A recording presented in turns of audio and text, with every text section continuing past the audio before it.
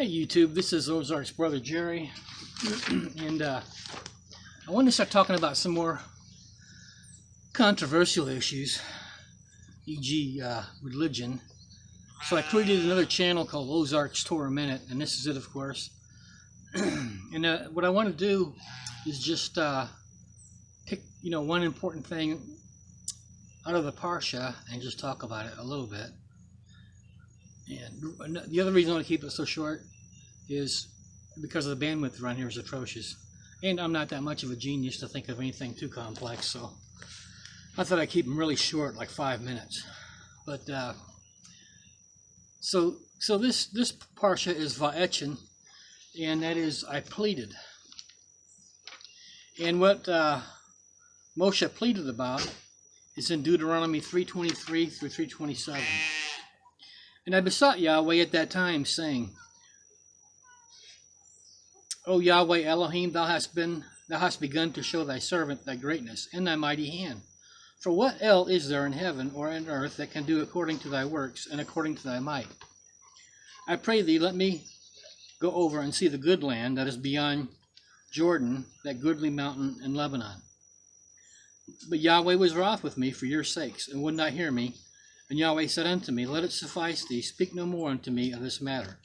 Get thee up to the top of Pisgah, and lift up thine eyes westward and northward and southward and eastward, and behold it with thine eyes, for thou shalt not go over this Jordan.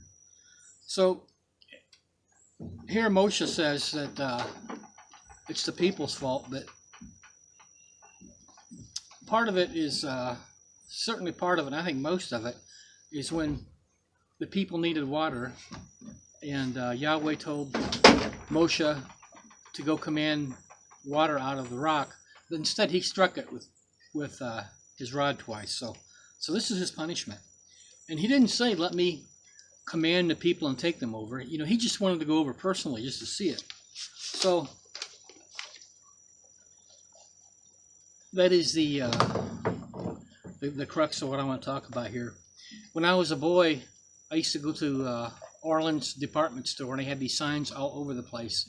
Shoplifting is a crime.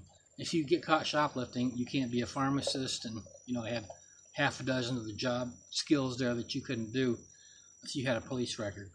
So even though you can be forgiven, there are still consequences to your actions. King David, Acts 13:22. And when he had removed him, he raised up unto them David to be their king, to whom also he gave their testimony, and said, I have found David, the son of Jesse, a man after my own heart, which shall fulfill all my will. Yet David wasn't allowed to build the temple. Here's a man after Yahweh's own heart, and he wasn't allowed to build that temple because his hands were too bloody. And also, he had the issues with Bathsheba, and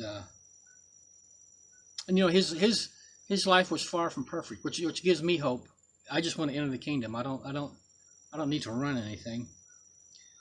But yet it appears King David will come back during the time of Ezekiel's temple too, and be a prince. So I'm looking forward to meeting him and having him rule over me. So in my own life, through sin, I've limited my usefulness to Yahweh. There were sins I committed, and I just blanked them out because I rationalized everyone else was doing them. And besides limiting my usefulness to the Most High, it also cost me thousands of dollars. I just found out some more than it cost me, but I'll worry about that. I'm just happy to learn my lessons, and I hope I've learned my lessons. So, and this also kind of relates back to last week's Parsha, Deuteronomy 1:31. And in the wilderness where thou hast seen how Yahweh thy Elohim bare thee, as a man doth bear his son, in all the way that ye went until ye came into this place. So the point is that Yahweh was bearing them. He was out in front of them, taking care of things. Well, sometimes we get out in front of Yahweh, and we try and solve things for ourselves.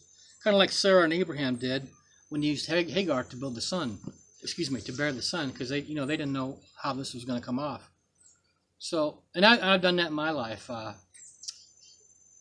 Don't go crazy trying to find a mate. Let Yahweh, yeah, Yahweh, if He wants you to have one, He's going to bring that person to fruition. Yahweh loves you, and He wants the best for you. So the point is, before you commit a sin or try to solve a problem without Yahweh's help, I want to encourage you to study His Word to make sure you're doing the right thing. We only get one life to live. So keep studying to show yourself approved. Thank you.